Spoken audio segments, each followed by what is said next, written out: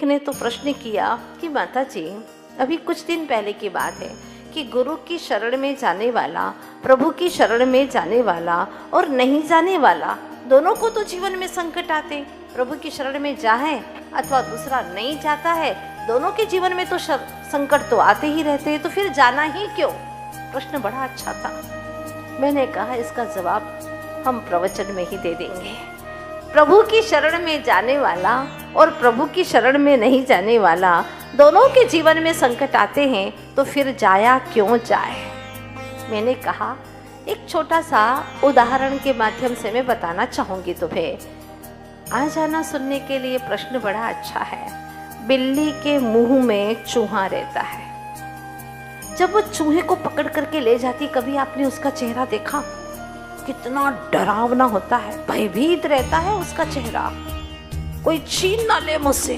आंखों में आंसू रहते हैं, हाँ, आंखों में आंसू भरे रहते और खून भी बहता हुआ रहता है। बहुत भयंकर लगता है उस वक्त चेहरा।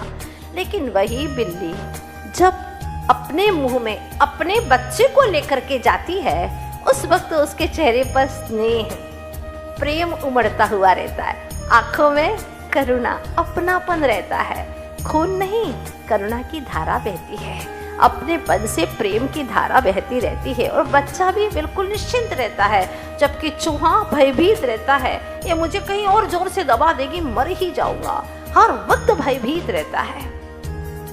कितना अंतर है ना? अंतर है ना? बिल्कुल बहुत अंतर है। वैसे ही प्रभु की शरण में आकर के बैठने वाला, प्रभु की शरण में रहने वाला सदा सुरक्षित रहता है। हाँ, सदा सुरक्षित रहता है। उसको विश्वास रहता है, जैसे कि बिल्ली के बच्चे को भी विश्वास है कि माँ ने पकड़ा है, कुत्ते ने नहीं पकड़ा। किसने पकड़ा है?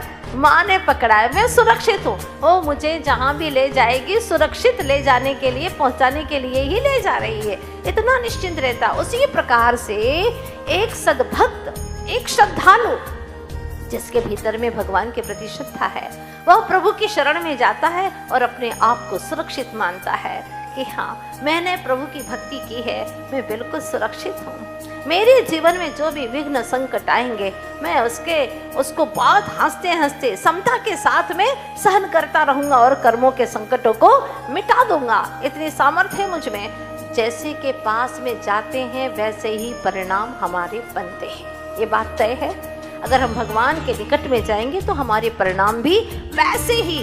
अनंत वीर के धनी के पास में जाकर के कोई दब्बू नहीं बनेगा, ध्यान रखना। हाँ, वो भी अपने बल, अपने आत्मबल को पहचान लेगा। अगर इस उदाहरण से समझ में नहीं आया हो तो दूसरा उदाहरण आपके सामने रखते हैं।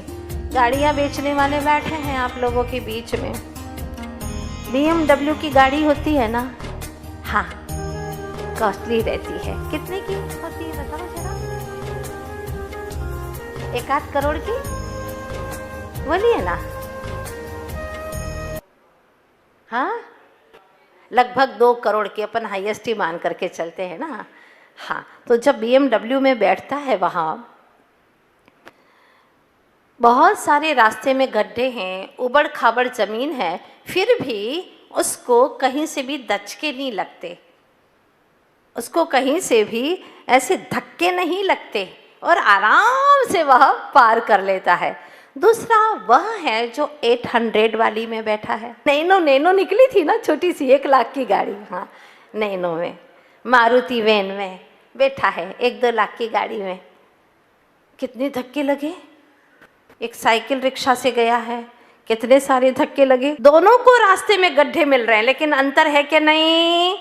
जो कुसंगति में जाएगा वो धक्के खाएगा, और जो प्रभु की शरण में जाएगा, भैया 2 करोड़ ऐसे ही नहीं दिए कटारिया जी को। हाँ, ऐसे ही थोड़े दिए हैं, 2 करोड़ दिए हैं पूरे, तो फिर एक भी धक्का नहीं लगेगा, ध्यान रखना।